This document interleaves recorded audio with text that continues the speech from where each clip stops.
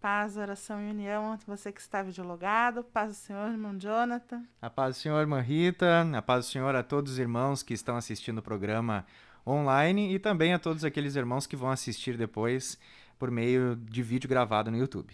Amém. Estamos aqui para mais um programa da Abrace, hoje falando sobre autoestima infantil e as palavras negativas. A Abrace é um órgão da Igreja Assembleia de Deus Ministério Restauração, que tem como pastor-presidente o pastor Humberto Schmidt Vieira e como diretor de comunicação o pastor Paulo Roberto. A Igreja Restauração da sede internacional está localizada na Avenida Farrapos, no número 312. Amém? Amém. Hoje, então, nós estamos aqui com o nosso convidado, o irmão Jonathan, e vamos falar sobre autoestima infantil e palavras negativas. Então, vamos orar, irmão Jonathan? Amém, vamos orar. Senhor nosso Deus, nosso Pai, nós nos colocamos na Tua presença, Deus, pedindo que o Senhor venha nos abençoar nesta tarde, Pai. Seja conosco neste programa, Senhor, nos usando conforme o Teu querer, conforme o Teu efetuar, Senhor. Abençoa a vida do irmão Eliezer, que está aqui, Senhor, na técnica de som. O irmão Jonathan, Senhor, que veio, Senhor, participar conosco deste programa. Pai, abençoa cada um, Senhor, que o programa vai alcançar, Senhor, dando-nos entendimento, Senhor, para nossas vidas e para a vida dos Teus servos, Senhor. Nesta tarde nós te pedimos em nome de Jesus. Amém. Amém. Então, irmão Jonathan, vamos começar explicando para as pessoas que estão nos assistindo o que é autoestima. Irmã Rita e amados participantes aí do programa, a autoestima ela é a forma em que o indivíduo ele compreende a si mesmo. Então, a forma em que o ser humano, e então, dentro do nosso assunto de hoje, a criança, ela enxerga a si própria. O quanto essa criança se valoriza, o quanto ela, e a própria palavra já demonstra, ela tem essa alta forma de enxergar-se positivamente. Então, nós podemos dizer que é a segurança que a pessoa tem em saber que as suas decisões elas podem ser tomadas com confiança. Sim. E a partir de que idade, irmão Jonathan, começa a se desenvolver esse sentimento? Acredito que é um sentimento, de autoestima na criança. Olha, a gente pode considerar que nós, como seres humanos, temos o que chamamos de marco do desenvolvimento, que são as partes mais importantes do desenvolvimento do ser humano. Então, desde o período da gestação até os 3 anos de idade, é o marco do desenvolvimento humano. Então, tudo que nós assimilamos dentro desse período de idade, dentro do ciclo vital do desenvolvimento, é o que o ser humano vai carregar para o resto da sua vida. É a formação da sua personalidade, ela está principalmente focada do período gestacional até os primeiros 3 anos de vida e também dentro do segundo marco do desenvolvimento, podemos colocar aí até dos 3 aos 6 anos de vida, que também são de extrema relevância para o desenvolvimento da personalidade, do caráter de todos nós. E vai acontecer que dentro da estrutura desenvolvimental, nós vamos ter referências, coisas que vão ser assimiladas por nós, comportamentos, atitudes que nós vamos assimilar desde lá o período da infância e que vão ser determinantes para a nossa construção, para a nossa estrutura emocional. Amém. Quero lembrar que você que está videologado, deixe o seu like e se você quiser fazer uma pergunta dentro do possível, nós estaremos respondendo, irmão Jonathan? E agora vamos falar então sobre o tema, irmão Jonathan, que são as palavras negativas. Como que essas palavras, às vezes, quando a gente fala em palavras negativas, a gente lembra do não. O não é uma constatação negativa para a autoestima da criança? Não, com certeza não. Mas antes de falar a respeito, especificamente de como que funciona, esse comportamento que é praticado principalmente pelos pais e até mesmo por professores que são referência na construção do caráter da criança. Mas é muito importante a gente ressaltar, irmã Rita, que nenhum pai, nenhum professor, ele tem o interesse né, de produzir aspectos negativos na construção de uma Sim. criança. Né? Então, nós como pai, nós como ali criadores da personalidade dos nossos filhos, nós queremos que eles tenham autonomia, Sim. que eles sejam capazes de tomar decisões, que eles sejam capazes de servir a Deus, Sim. né? Que eles sejam indivíduos ativos na sociedade e que vão prosperar, que vão amadurecer, que vão ser bem-sucedidos. Então é importante a gente ressaltar que nenhum pai vai querer o prejuízo para o seu filho. Sim, claro. Né? Então, quando nós emitimos essas palavras, quando nós realizamos comportamentos que vão acabar prejudicando, isso é realizado, obviamente, de forma inconsciente. Então, é importante a gente deixar isso claro que ninguém vai fazer isso com justamente a intenção de prejudicar seu filho. Porém, consequentemente, acaba acontecendo, né, esses prejuízos pela falta de conhecimento, pela falta de sensibilidade, né? Então, isso acaba gerando esses fatores negativos que nós não queremos gerar. Então, quando nós olhamos para a nossa estrutura familiar, que dentro de um conceito sistêmico, que é vamos dizer assim, uma abordagem dentro da psicologia, nós entendemos que existe uma configuração familiar que é baseada nas relações parentais. Então, por exemplo, existe a relação familiar parental, que é quando os pais se relacionam com seus filhos, é a forma com que os pais veem o seu relacionamento com os filhos. Tem a relação filial, que é como os filhos veem a relação com os pais. A relação conjugal, né, entre marido e esposa. E também a relação fraternal, que é a relação entre irmãos.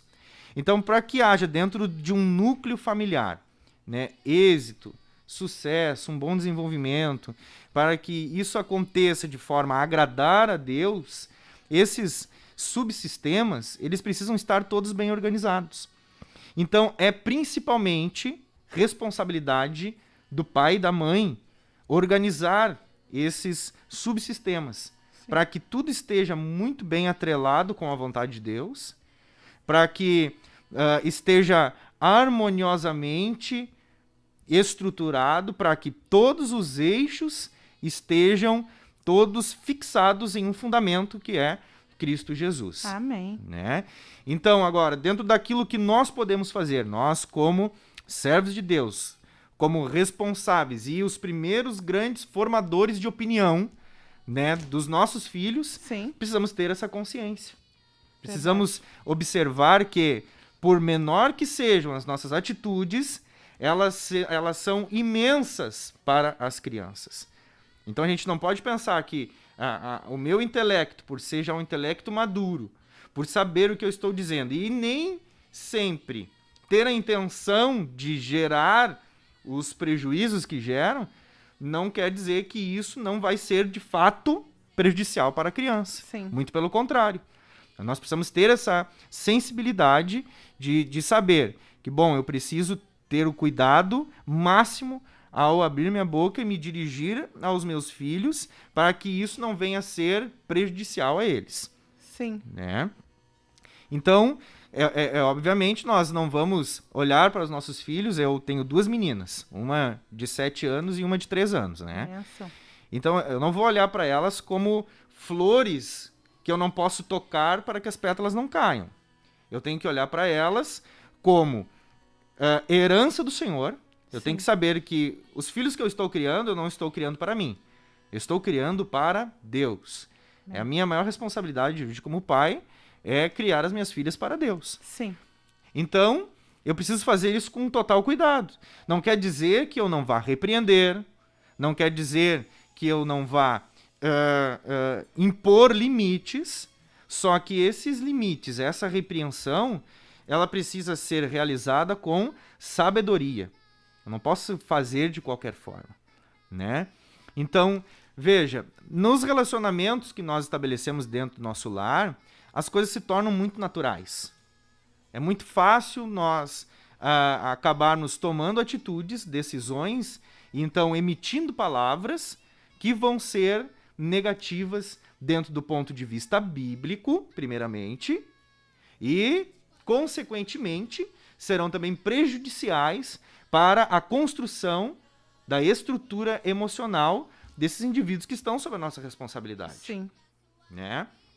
Então, a gente precisa olhar para nossos filhos e saber que eu preciso sim impor limites, eu preciso sim dizer não, só que o não ele precisa ser dito de forma, podemos dizer assim, estratégica. Eu tenho que saber o momento de dizer não.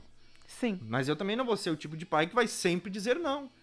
Né? Então, o não, ele não é negativo no sentido prático. Ele é uma negativa que impede a criança de seguir adiante com o comportamento, e aí eu preciso saber, né, que eu, como pai, eu sou o limitador da criança. Então, tanto pais, né, eu falo pai, falo de pai e mãe, né, não falo de pai figura gênero paterna. masculino, né? Sim. Eu falo de pai como um todo, tanto mãe quanto pai. Então, eu como um pai, eu preciso saber que o meu filho que está ali com 1 ano, 2 anos, 3 anos, ele não sabe os limites, ele não tem conhecimento. Quem tem que mostrar para ele sou eu. Eu que tenho que mostrar que ele ou ela, né, enfim, que esse filho está errado e que o seu comportamento é desfavorável em relação a que a palavra de Deus ensina e sobre os conceitos éticos, morais da sociedade em que nós estamos inseridos. Sim. Né? Então, existe sim uma forma e deve ser feita pelos pais, porém, tem que ser feito de forma a não prejudicar essa criança, não prejudicar o projeto de Deus na vida dessa criança. Né? Claro. Eu vou seguir aqui, mas vou abrir um espaço para a irmã falar alguma coisa. Não, pode ir. É bênção ouvir os irmãos, né? É uma bênção e a gente vai se autoanalisando no dia a dia da gente com os filhos, né? E com a forma com que a gente trata eles, pensando assim como o irmão vai nos esclarecendo. Eu queria perguntar para o irmão assim, ó, a gente sabe que a gente vive uma sociedade que os indivíduos são frágeis emocionalmente. E isso vem da criação, né? Da criação que a gente dá pros filhos, assim, desses limites que eles recebem em casa, né, irmão Jonathan? Isso atrapalha na autoestima desse indivíduo? Essa falta de limites em casa? Sem dúvida nenhuma. A falta de limites, ela é extremamente prejudicial, não só na questão da autoestima, mas em toda a construção da personalidade da criança e, né, posteriormente, então, do adolescente e depois do adulto. Então, eu já falei inúmeras vezes aqui em seminários na sede, em literaturas que nós escrevemos aqui, juntamente com o departamento de ensino. Então, o grande fator é trabalhar a infância. Então, o principal objetivo deve ser sempre estruturar no período da infância, né, o conhecimento da palavra de Deus, os ensinamentos bíblicos nesse período. Né? Por quê? Porque isso vai ser primordial depois em outras fases do ciclo vital do desenvolvimento. Sim. Então, o que a gente às vezes acaba falhando, irmã Rita, é que os pais esperam para criar intervenções na adolescência, mas já é tarde, porque a criança já se desenvolveu, ela já recebeu a informação que construiu, né, a sua concepção de mundo, a sua concepção de sociedade, de princípios. Então, é na infância que isso deve ser feito. E se um pai e uma mãe não souberem impor esses limites, eles vão ter prejuízos depois. Não vão ser vistos na infância, enquanto a criança, ela vamos dizer assim, ela é dominada. Enquanto a criança, ela não tem autonomia.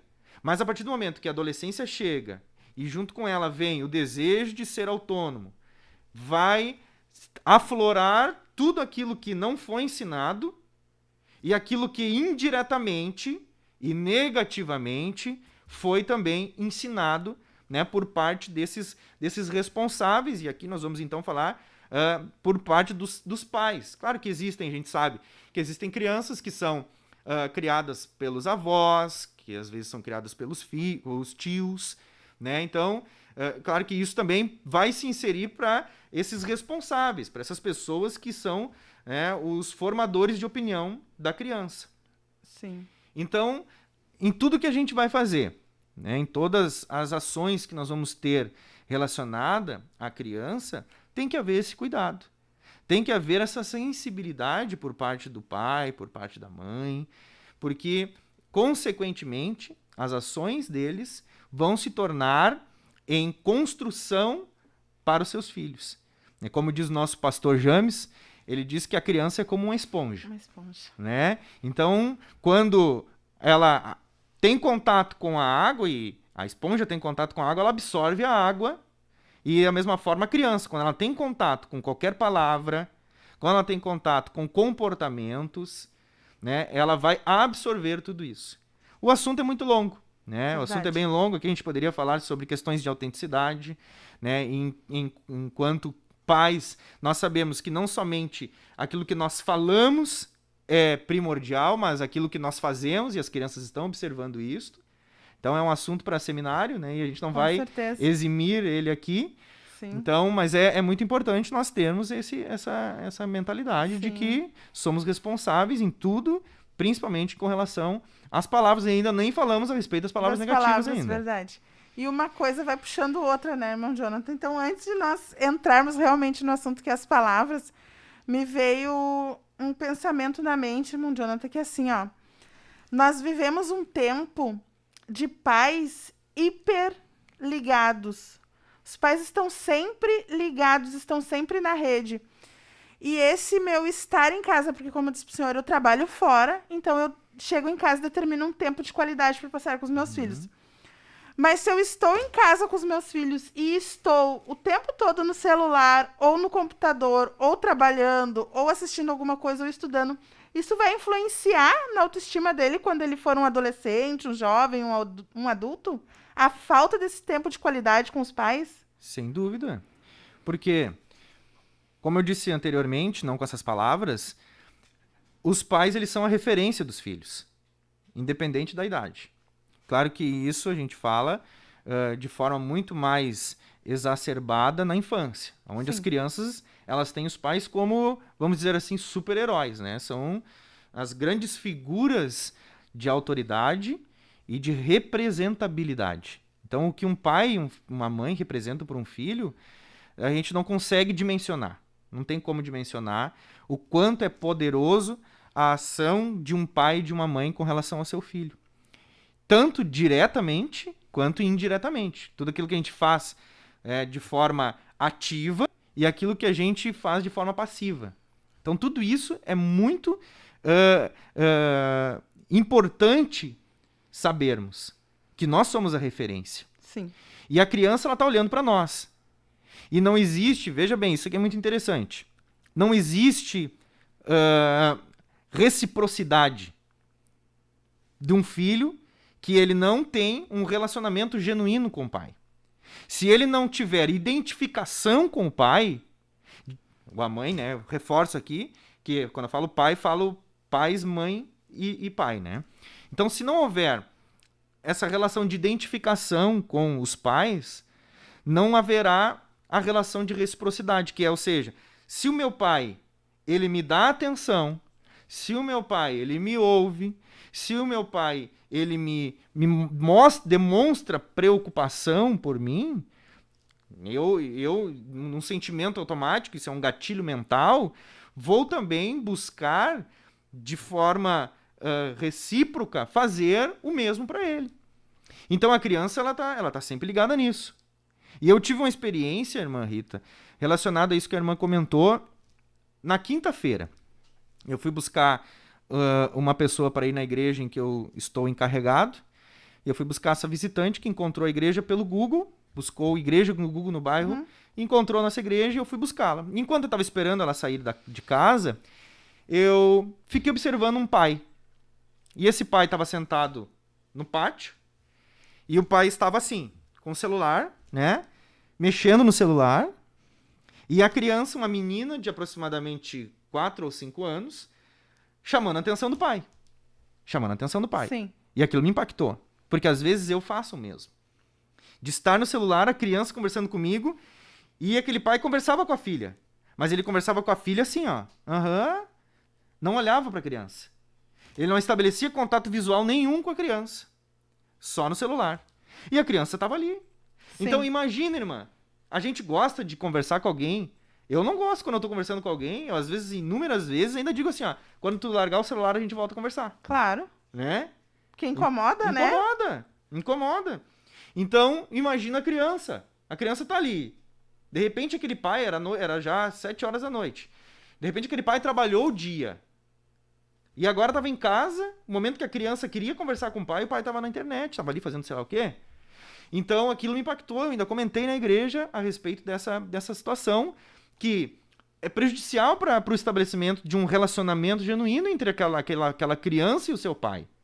Então, me diz uma coisa. Como que eu agora vou ensinar o meu filho, como que eu agora vou exercer um relacionamento, né, com ela, se eu não consigo nem ter um contato visual? Eu prefiro ficar com um telefone nas mãos em vez de conversar com a minha filha, em vez de brincar com ela. Então isso é muito, muito preocupante. Muito preocupante essa questão da construção da autoestima da criança, enquanto que nós, como pai, estamos tão preocupados com o nosso dia a dia.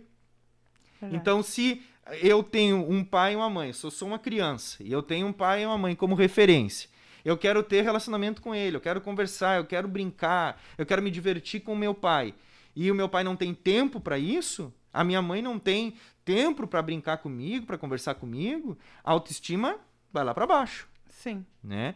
Então, a gente precisa estar atento a essa questão. Vou parar de falar, que senão vou seguir falando. É uma questão bem complexa, né? E aí, então, vamos entrar no tema dessa tarde, que é a autoestima infantil e as palavras negativas. E o irmão dá uma explicaçãozinha pra gente quais são essas palavras negativas, antes de nós falarmos mais aprofundado sobre o tema. Perfeito. O que eu vejo, assim, irmã? No dia a dia, a nossa rotina, ela acaba nos consumindo, né? Então, a minha rotina mesmo é uma rotina muito acirrada. Eu tenho pouco tempo. Então, eu preciso, dentro desse tempo, administrar as coisas para não fazer nada com pressa, porque se eu faço com pressa, eu faço sem fator qualitativo. Nada que eu faço com pressa, que nós fazemos com pressa, faremos com qualidade. Então, a gente precisa sempre ter um tempo determinado, de preferência um cronograma, né, semanal, diário, para a gente poder estabelecer atividades com os nossos filhos. Claro que nós, dentro do dia a dia, vamos ter outras circunstâncias que vão ser geradas. Mas aí a gente vai ter a consciência de que eu preciso estabelecer esse relacionamento de forma planejada ou estratégica quando não houver um planejamento. Sim. Então, se eu não consigo me planejar, eu preciso saber que, ao eu me relacionar com meu filho, eu não posso fazer de qualquer jeito. Eu sempre digo, irmã, que se eu não programei um filho, tá? Tudo bem, estamos suscetíveis a não programar o nascimento de um filho. Sim. Só que se o filho veio, agora eu preciso programar a criação desse filho. Eu não sou obrigado a me programar para ter um filho, porque se nós formos fazer uma pesquisa aí, vamos chegar à conclusão de que a grande maioria dos pais não projetam seus filhos. Né? A senhora Sim. tem filhos? Tenho 2. A irmã projetou quantos deles? Nenhum. Eu também tenho 2, não projetei nenhum. Então, assim, agora nasceu, ou melhor, concebeu, minha esposa fez o teste, deu os 2 pauzinhos positivos ali, que é a primeira que a gente faz, né? Sim. Depois que as regras, como dizem os antigos, se atrasam, a gente faz aquele testezinho para saber. A partir do momento que eu sei que há uma criança ali no ventre da esposa, eu como pai, ela como mãe, precisam saber. Agora tem que entrar o processo de programação da criação dessa criança. Não pode ser feito de qualquer jeito. Claro. Então, em todas as relações que a gente estabelecer com eles, precisamos tomar cada decisão de forma muito bem pensada. Então, é aí que entra o problema. Eu falo isso aqui, tem gente que pensa, mas isso aí é impossível. Não, não é impossível, é difícil, mas eu estou aqui levando o assunto em questão para uma dimensão muito mais complexa, para que os irmãos que estão assistindo entendam a importância disso. Sim. O quanto isso é realmente relevante. né? Então, eu tô falando tudo isso para chegar no ponto que, às vezes, irmã, a nossa rotina é tão corrida que a gente se estressa e esse estresse, ele é projetado nas crianças. Sim. Então, a partir do momento em que eu digo para uma criança uma palavra negativa, qualquer palavra que seja de cunho depreciativo, qualquer palavra que seja emitida como um elogio, veja bem, como um elogio que etiqueta, né, que põe uma etiqueta nessa criança, também é negativo. Deixa eu fazer uma ressalva aqui, irmão Jonathan, e lhe fazer uma pergunta. A gente nota que às vezes há pais, assim, ou familiares que chamam a criança por um apelido e aí quando a gente fala alguma coisa, não, mas é um apelido carinhoso. Mas é um apelido que traz para essa criança um termo pejorativo. Sim, sim. É uma palavra negativa, né? Com certeza, com certeza. Então, assim, ó, quando eu emito uma. Se eu chamar o meu filho de uma palavra depreciativa, vamos usar um exemplo, tá? Estamos vivendo em um momento de pandemia em que os pais estão se vendo, né, obrigados a terem que atender a educação de seus filhos também. E eu tenho presenciado que muitos não têm paciência para lidar com isso. Então a criança está ali no processo de aprendizado, está na construção cognitiva ainda. Ela ainda não desenvolveu ainda, né, a sua capacidade, de repente, de fazer determinada atividade. E o pai chamar a criança de burro, por exemplo, que é um termo corriqueiro.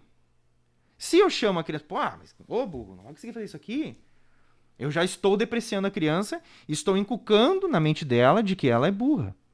Se a criança, por algum motivo, ela mentir, porque criança, em boa parte da sua construção, ela não sabe o que é mentira. Sim. Eu sei, eu não vou contar essa experiência para não tomar tempo, mas eu sei, por experiência própria com as minhas filhas, de que a minha principalmente de 3 anos, que ela não sabe ainda o que é mentira. A gente ensina ela. Mas se ela mente, ela é repreendida, ou nós utilizamos da repreensão com ela, ela não entende que ela foi repreendida por causa daquilo. Então, a gente não pode dizer para ela, taxar ela de mentirosa, taxar ela de ignorante, taxar ela de burra, porque a partir do momento em que eu fizer isso, eu estou dizendo para ela, como o formador de opinião principal, que são os pais, sim, que é isso que ela é. E é em cima desse ponto de vista que ela vai construir a sua vida, a sua história, que ela vai carregar durante a sua infância, a sua adolescência, né? Então, quando eu utilizo dessas palavras que são depreciativas, eu acho que isso é um ponto pacífico, né? A gente faz sem perceber, só que as consequências, elas são inevitáveis. Mesmo que eu faça sem saber, as consequências vêm. Sim. Quer um exemplo disso? Eu comentei na igreja que lá na via onde eu vou para o culto, lá tem muitos pardais. E eu tomei 2 multas sem saber. Fui pagar o documento do carro e vi que tinha 2 multas devido ao atraso dos correios. Não chegou para mim as multas em casa. Mas eu não sabia que eu tinha avançado 2 sinais vermelhos. Não sabia. Eu jamais faria isso, principalmente sabendo que tem ali uma fiscalização eletrônica. Queria me multar em R$300. Só que o fato de eu não saber, o fato de eu não ter a consciência de que eu avancei aquele sinal vermelho, ou seja, eu não estava consciente do meu erro, não impediu de que a multa viesse. Sim. Ou seja, mesmo que em algumas situações eu não saiba que eu fiz o errado, as consequências virão. Vão vir. A multa vai chegar, eu vou ter que pagar por aquilo. E é o que a gente sofre quando o pai que age impensadamente, depreciando os filhos, né? E aí a gente poderia, então, eu não vou me deter nisso porque eu acho que toda palavra negativa ela já vai ser prejudicial. Sim. Então, se a gente chamar a criança, tem uma irmã que comentou aqui, ó, se eu chamar a criança de desgraçada, de burra, de inútil, isso vai gerar resultados não só na vida adulta, a irmã que está aqui falando, não só na vida adulta, mas na adolescência, vamos ser ainda mais específicos, tanto na infância, vai ser na infância, os prejuízos, na adolescência e na adultez. Não vai ser só na vida adulta. Vai ser tanto na infância quanto Na na adolescência. infância, então, a gente já vê os resultados Sem disso. dúvida. Crianças que vão ter dificuldades de aprendizado na escola, que vão ter déficit de atenção por causa disso, que vão ter transtornos de ansiedade, crianças que têm patologias que prejudicam tanto no seu relacionamento interpessoal, Sim. quanto na sua capacidade de aprendizado. Isso é ponto pacífico. A gente poderia usar um programa só para falar sobre esse tema. O quanto é prejudicial. Então, eu não vou me deter, porque qualquer palavra emitida de forma negativa para uma criança vai interferir no seu desenvolvimento. Sim. Qualquer coisa que eu falar para a criança e aquilo for negativo, vai gerar prejuízo, sem dúvida. Né? Então, eu tinha comentado também que, às vezes, até um elogio dito de forma errada, impensada, ele é prejudicial. Porque a criança vai se construir em cima daquilo. Então, a palavra negativa ela não é somente a palavra pejorativa, né? Mas sim a palavra, sem o elogio também. O elogio falso também é prejudicial. Sim, porque se eu disser assim pro meu filho, nossa, tu é a criança mais linda do mundo. E a gente, quanto mãe, faz muito faz isso, né? Isso. O tempo todo, e aí na a verdade. criança constrói aquilo, como se ela fosse a criança mais linda do mundo. E aí ela cria expectativas sobre aquela fala. E o problema é quando essas expectativas não são atendidas. Porque aí imagina, uma criança que não é a criança mais linda do mundo. Pode ser pro pai, pode ser pra mãe. A gente olha nossos filhos, são as crianças mais lindas do mundo. Sim. Né? Só que eu não posso trazer a ela essa consciência, porque, primeiro, isso aí vai gerar soberba na criança. Claro. Né? Então, a criança vai se tornar egocentrista. Eu sou linda, eu sou bonita, né? E isso vai gerar problemas de relacionamento com outras meninas depois, né? Nos seus relacionamentos, na igreja, na escola. Né? Então, isso também é negativo, por quê? Por causa da expectativa que a criança cria em cima daquilo. E depois, ao não ser atendida, se frustra, e aí, então, gera sofrimento psíquico. Sim. Né? Então, isso também deve ser um cuidado que a gente tem. Né? E outro ponto que eu gostaria de destacar também é quando a gente não fala diretamente para a criança, mas a gente comenta. Pai e a mãe comentam. Ah, tu viu como tá difícil para fulano aprender tal coisa? Sim. Tu viu como ela errou naquilo ali? A gente, daqui a pouco, tá depreciando a criança. Claro que na intenção do pai e da mãe não é negativa, é de discutir um caso. Ou daqui a pouco tá contando uma coisa errada que a criança fez pro parente, só que tá dando risada. Sim. Né? Isso é uma outra questão, mas que também gera prejuízos, porque tu está emitindo uma palavra negativa, não está sendo direto para a criança, mas tu está falando, né, para um parente, está falando para um irmão, está falando para alguém, sei lá, está comentando, tem um amigo, um vizinho, Sim. e tu está comentando a respeito daquilo, e a criança está ali. A gente sabe. Que eles ouvem tudo, né? Sabe, a gente nem precisa falar sobre isso, a gente Sim. sabe que as crianças estão ali, estão ouvindo tudo, né? Isso aí é corriqueiro. Sim. Então a gente tem que ter o cuidado. Quando a gente está falando dos nossos filhos para os outros e eles estão perto.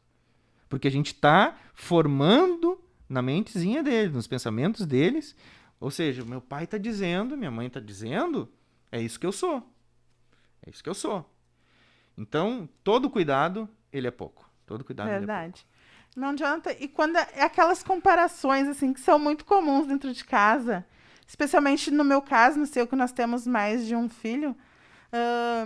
Mas o fulano consegue, tu não consegue. Exatamente. Né? Uhum. E a criança vai se achar sempre inferior ao irmão ou sempre inferior às outras pessoas, né? Com certeza. É muito comum. É muito comum acontecer, né? E, lamentavelmente, né, a gente sabe que os prejuízos, eles são a consequência.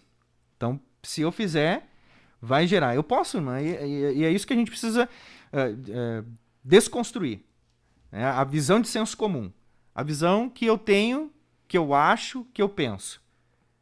Não, eu não posso usar a minha experiência madura para aplicar aos meus filhos. Eu tenho que sempre olhar para o meu relacionamento parental com eles na perspectiva deles. Se eu conseguir fazer isso, vai haver muito mais êxito nas minhas decisões no meu relacionamento. Porque eu vou pensar, e a gente tem essa plena capacidade de exercer a empatia, que é se colocar no lugar do filho. Bom, embora, não obstante ser já um adulto com 30 anos, 40 anos, com 20 anos, que tem pais hoje com 20 anos, eu tenho a condição de me colocar no lugar da criança. Isso é empatia. E aí eu vou saber que essa criança ela pode entender negativamente o que eu vou falar. Claro. Então isso é essencial. Essencial eu saber a forma com que a criança está lidando com aquilo.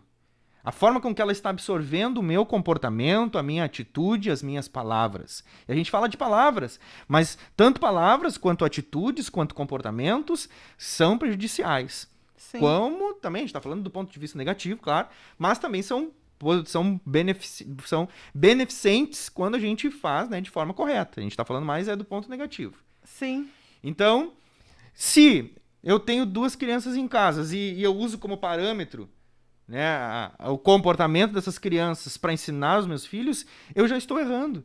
Porque a gente sempre tem que ter a consciência de que, tanto nós, a gente nunca pode, irmã Rita, quanto seres que estão em evolução, não evolução física, mas estamos em uma evolução mental, em uma evolução cognitiva, que estamos aprendendo, que estamos evoluindo, que nós a cada dia aprendemos coisas novas e a cada dia nós amadurecemos para nos tornarmos, né, perfeitos como Deus deseja que sejamos.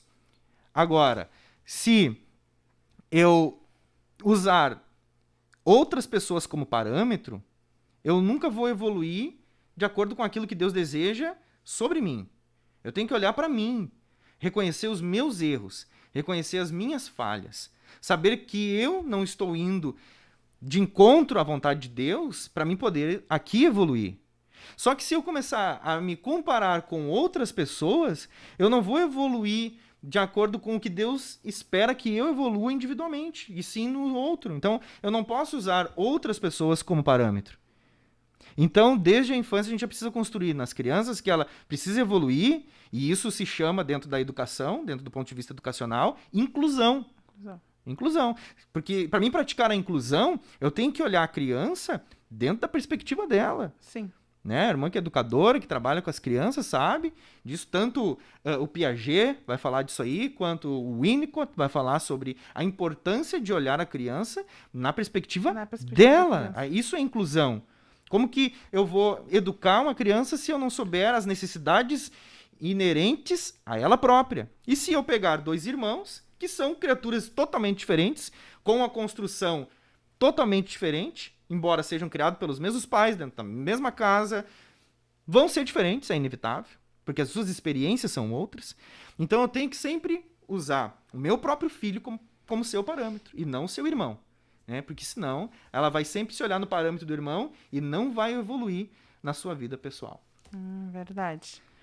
Outra coisa, irmão Jonathan, que a gente às vezes acaba, como é que eu vou dizer assim, formando um ciclo, né? Que meus pais faziam e meus avós faziam antes de mim, e eu acabo fazendo isso. Isso é bem prejudicial para a criança. Porque a gente entende que de poucos anos para cá a gente começou a se preocupar com a primeira infância. Uhum. Até pouco tempo atrás não se tinha estudos e não se falava sobre primeira infância. Exatamente. Né?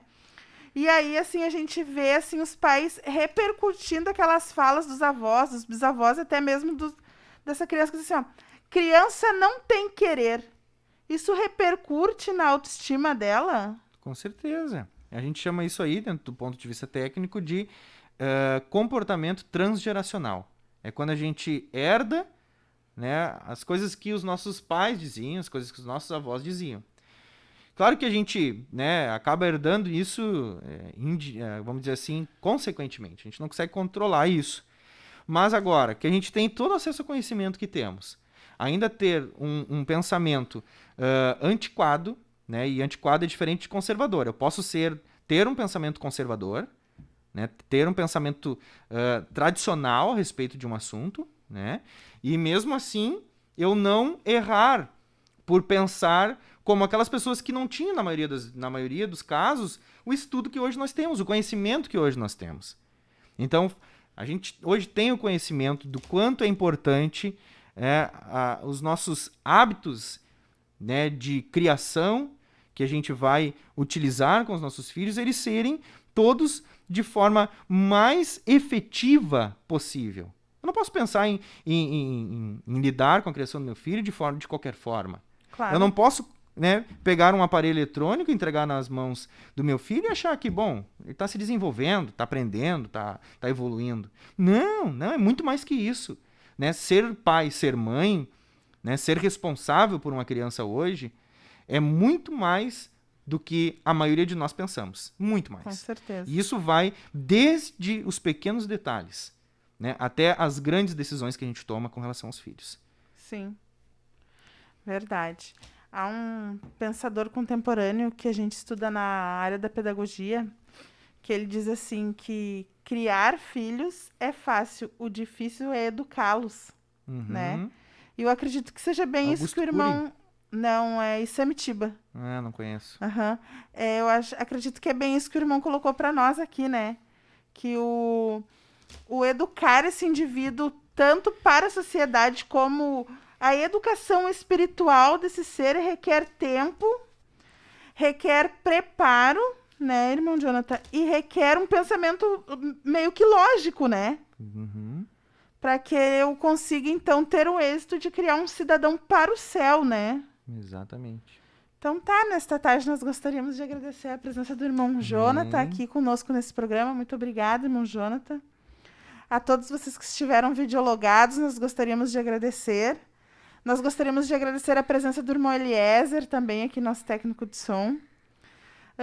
Nós não vamos falar o nome dos irmãos, porque eu fiquei sem bateria aqui, eu não sei quais os irmãos que estão participando conosco, né? Mas a todos vocês que estiveram videologados, nosso muito obrigada, Deus abençoe.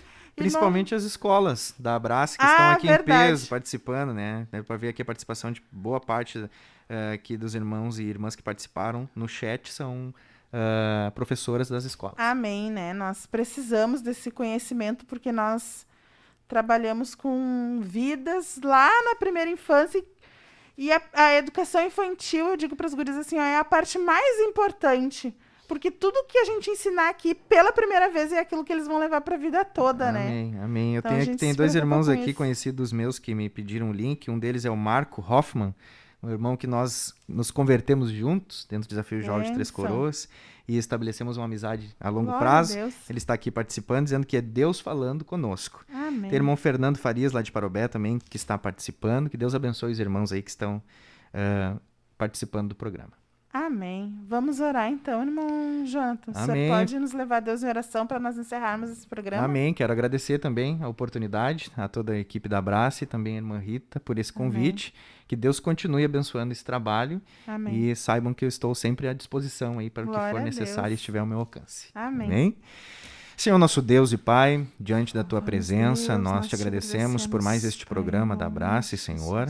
Que o Teu nome seja glorificado, que a Tua palavra seja cumprida em nossas vidas e que nós tenhamos a sabedoria dos céus para podermos educar os nossos filhos e criarmos eles para Te servirem verdadeiramente. Senhor, nós Te louvamos por essa oportunidade e pela vida de todos que participaram aqui, Senhor, de forma online, e todos aqueles que vão participar também, Senhor, depois pelo vídeo que vai ficar disponível no canal.